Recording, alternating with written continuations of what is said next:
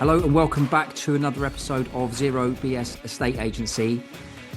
I've got on the show again, Jason Cannon. The reason I've got Jason Cannon on is because what people don't realise is everyone needs a mentor. Everyone needs a coach. Everyone needs someone who's been there, done it before, worn the t-shirt, and is also able to advise, but not just advise, actually help and assist, especially agents when we beat ourselves up. Are we good enough? Can we actually do it? Should I do it? What's the next best course of action? I think it's this, but I've no one really to turn to. Who do I ask? Who don't I ask?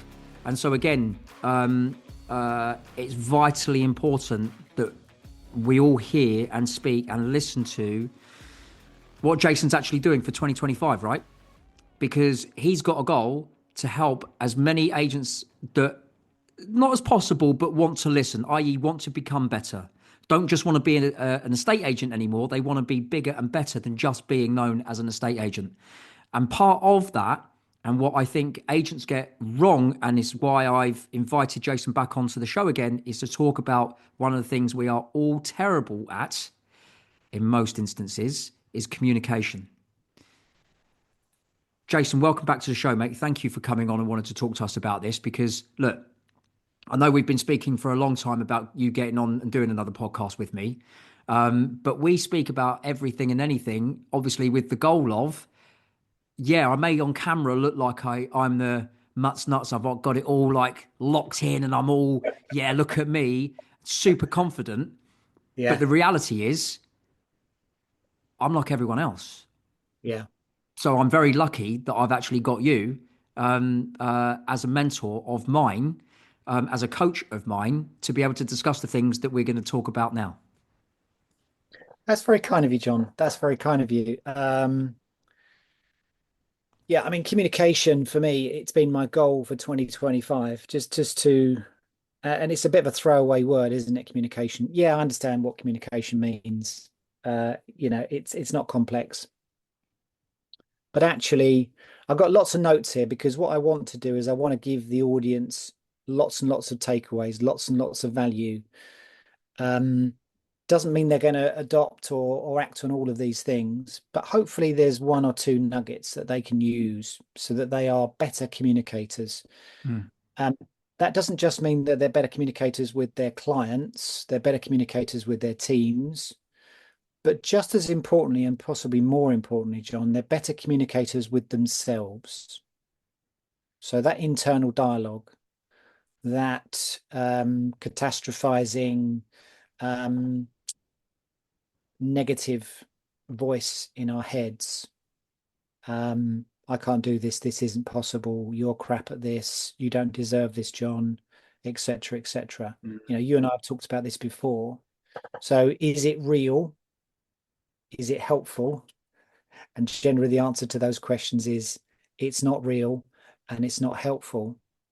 But what we do is, I love encouraging people, and we then accept that voice in our head. And if I gave you that same advice that I give myself sometimes, you and I wouldn't be friends anymore because you wouldn't accept that internal dialogue. You wouldn't accept that negativity. You've got a choice of two coaches.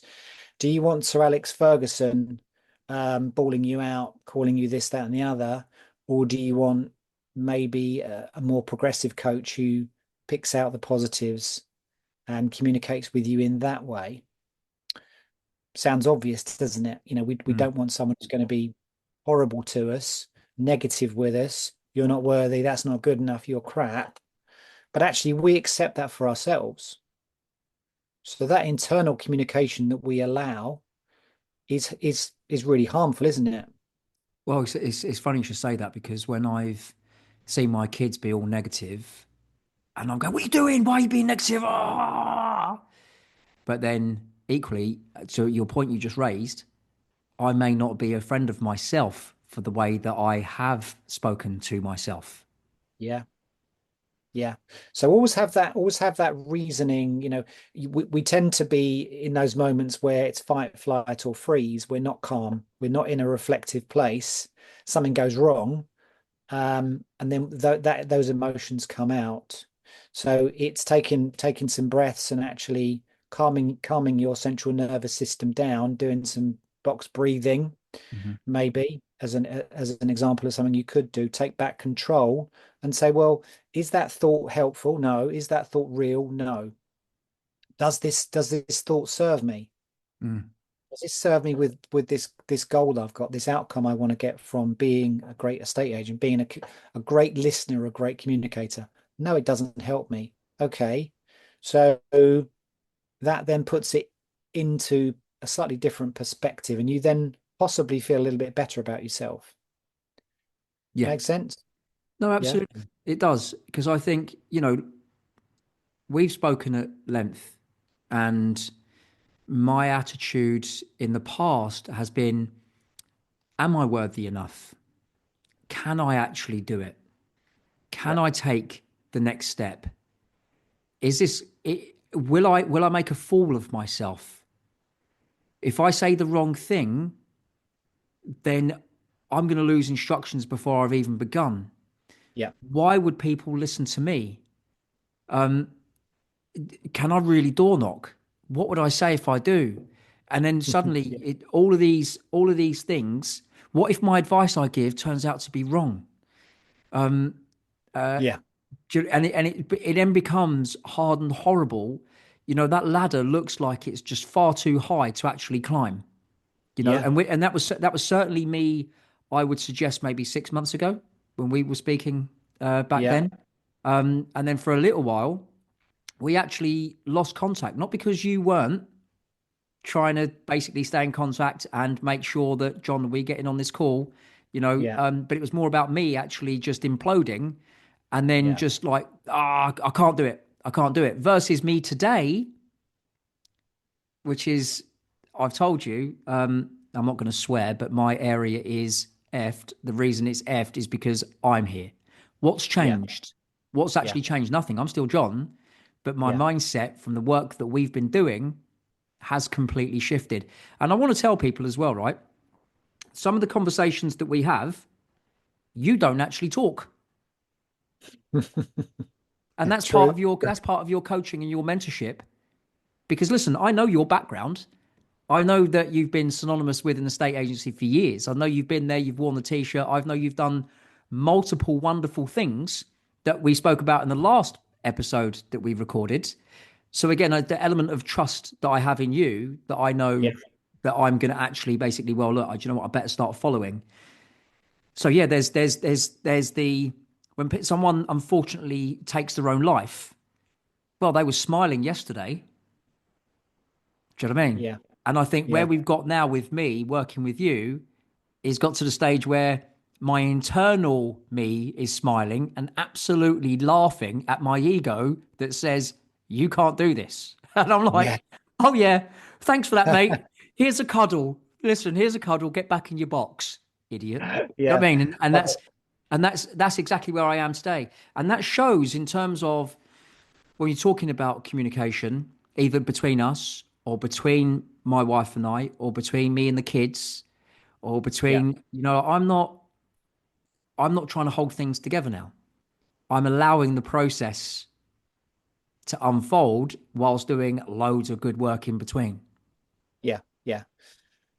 And I can feel that through the screen, and I could when we spoke last week, John. That shift is so evident and so obvious, and you can see it in your eyes, you can see it in Mm, your smile and your expression, and that passion that you have, it's not an internal, it's not just an internal feeling.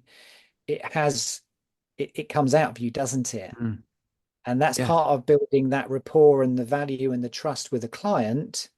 And there isn't a single client that you would sit down with now who wouldn't be able to feel that passion Mm, and say, wow, if there's yeah. someone who's going to actually move heaven and earth to get us the result we desire, it's this guy. Yeah. Yeah.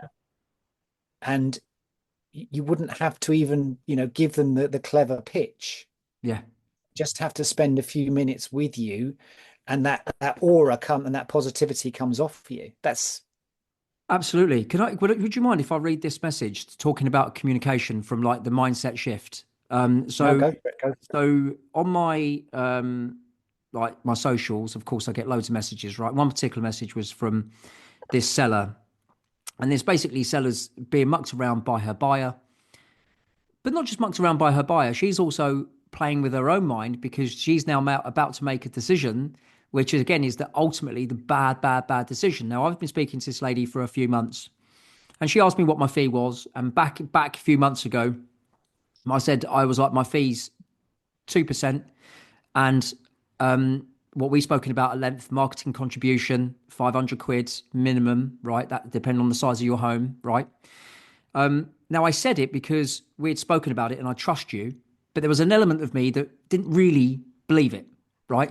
Like believe Yeah. myself that I could get away with, because my fee was always historically 1.5. Can I charge Yeah. the extra 2%? I'm now in a place where I am, oh my God, anyone darkens my doorstep asking me to reduce my 2% fee, you're having a laugh. Yeah. Yeah. Between you and I as we talk now, I wouldn't say that like that to someone, but that's where I am. And anyway, this lady said to me, she said, look, I'm thinking of using, she said, when I spoke to a local agency where she lives, he said he would advertise it for £695. That's her house, right? Wow. I think it's better if I choose a local agency, and because they know local people. Now, admittedly, her home isn't in my area, right? But again, as I've said before, it's not the promise of a price, it's the process. But the process works in any location that we're in. Of course, if you've got the added advantage that you're local, that's great. But it won't take me long to work out where things are in the area. Yeah.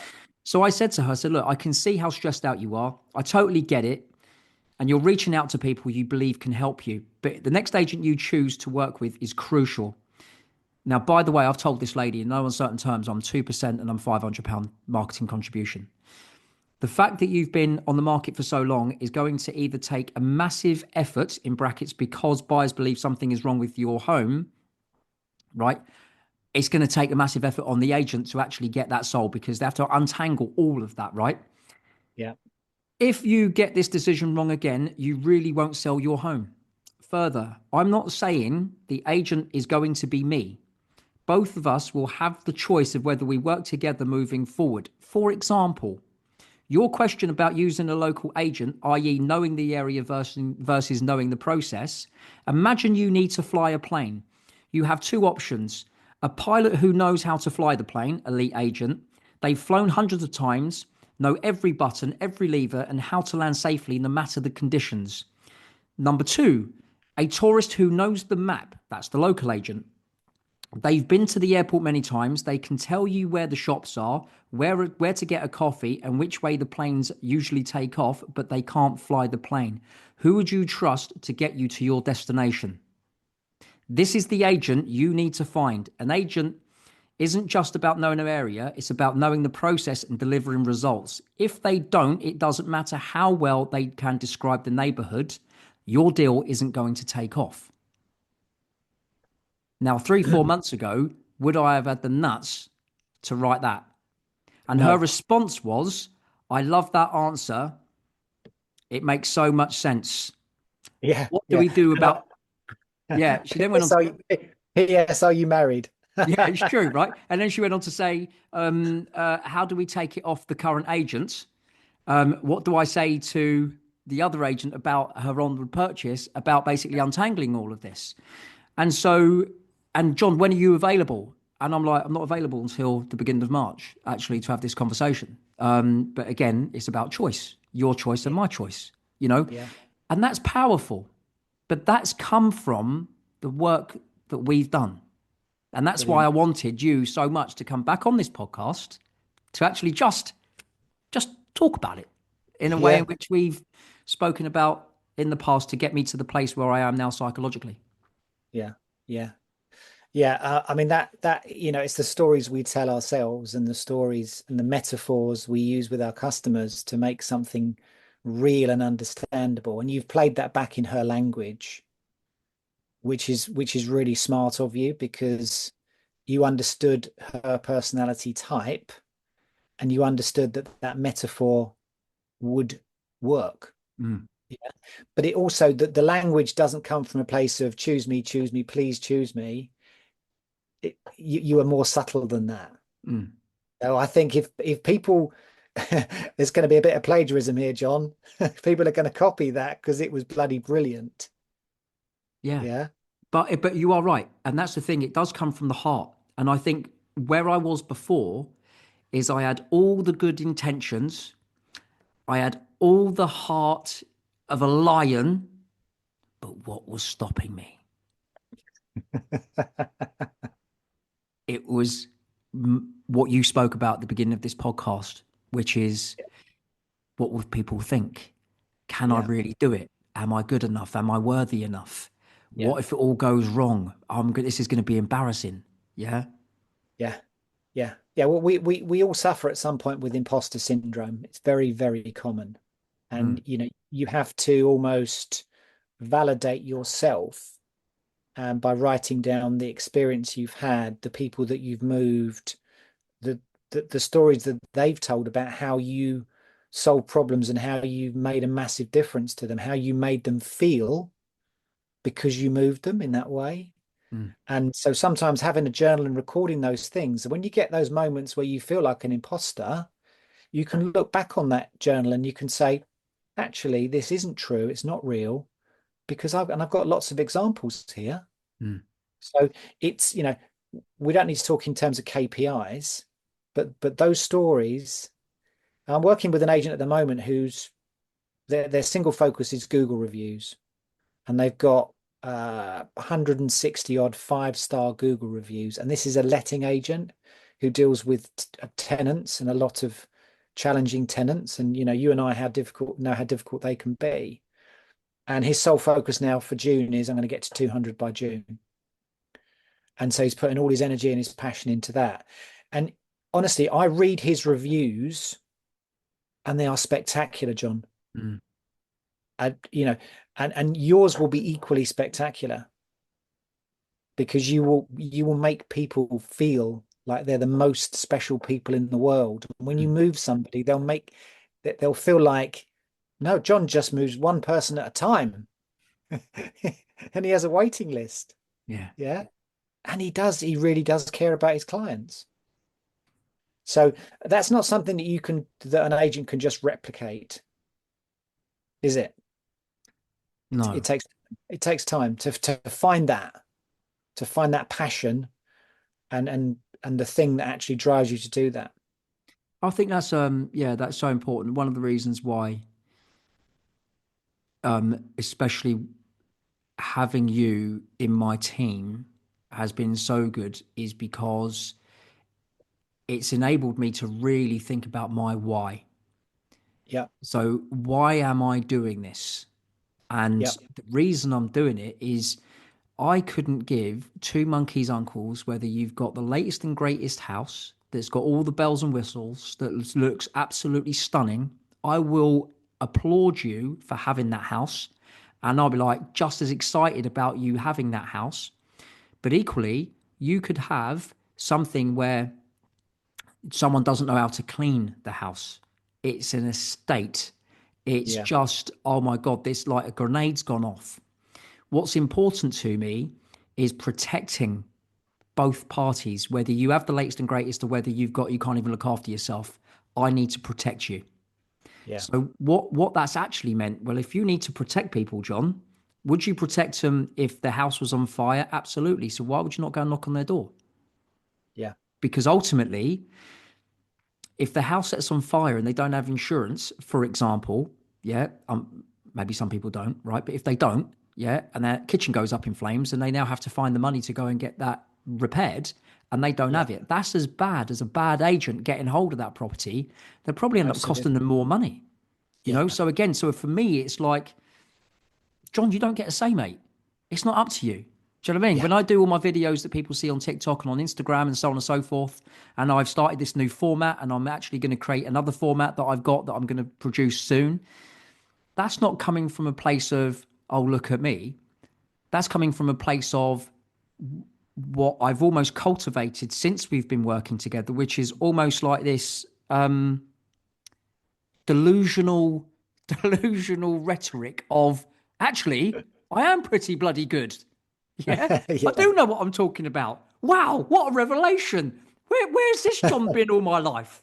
Do you know what I mean? Um, and that's been the byproduct of us, and that's why I think it's look, the typical podcast, right? And I love it because I get to speak to some phenomenal agents. But it's that one question: what is the one thing that truly maximizes the value of someone's home when someone goes to sell their property? And I love that question, but I love what we do behind the scenes that no one actually sees. Do you know what I mean? yeah, And yeah, but in terms of like you working, you've obviously got the guy that's going to get 200 reviews. Oh, by the way, you only have to go to allagents.co.uk to see all the crappy reviews from tenants, and agents get absolutely slaughtered. So the fact that he's actually flipped the script and, yeah, and getting tenants on his team, how yeah, powerful is that with other landlords in his area? yeah. Because every process that we work on in that business, John, um, is set up to look after the tenant. They're not second class citizens. They're not crappy people because they can't afford to buy a property. Yeah. There's a lifetime value in that client. He recognizes that. He treats the landlord like a landlord, and he treats the tenant like he would want to be treated himself as a tenant. And his team gets they get 98% of their repairs done within 48 hours of it being reported.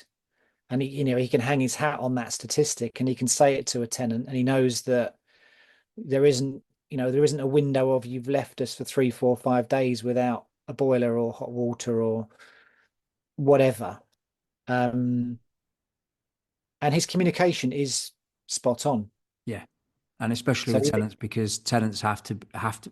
I think it's almost double the effort with tenants than it is with sellers. Sellers obviously can relax because the process is over a longer period of time. yeah, Tenants need things instantaneously, but they need their hand being held, I think, a lot more in a short space of time, and it could easily go wrong. So, and that's, yeah, I mean, look, that's great. But I suppose my next question is really, look, you're doing some wonderful things with some wonderful agents, right? Agents that are thinking that they need someone like you in their life, how do they sort of, because I know you don't work with everybody, I know that, right? But yeah. how do they even get in contact with you to actually basically have that conversation so you can sort of work out whether you're right for each other? How does it work? Well, they can find me on LinkedIn, John, very easily. I'm on LinkedIn, every day, and they can contact me through there. I've got a Calendly link on there, so they can book a half-hour discovery chat with me, and I can say, let's have a conversation. It costs you nothing, half an hour, and let's see if we're a good fit for each other. Yeah. Simple as that. Simple as that. Keep it simple. Yeah, yeah, totally. And I think it's honestly, if anyone's listening to this right now and you are in that place that I've described where I was, and again, look, I wanted to make sure that Jason got another platform, and that's why I've asked him time and time again to just come on the bloody show again, please. Thanks very much. So I'm glad he's here. But certainly reach out, even if it doesn't go anywhere. I think just that one conversation will make you feel a million times better, because we all know being an estate agent is not easy. It is No. very hard at any level. And Jason's been through all of those levels and been very successful. So he's had to motivate himself. Yes, he's probably had mentors that he's known on the way, but ultimately, again, he has to drink the water. And so Yeah. I would say to anybody, reach out, whether you are a current owner of an estate agency on the high street, whether you are even corporate, or whether you are going down the self employed model. You need, if it works between you both, in my opinion, you need like someone like Jason Cannon in your life.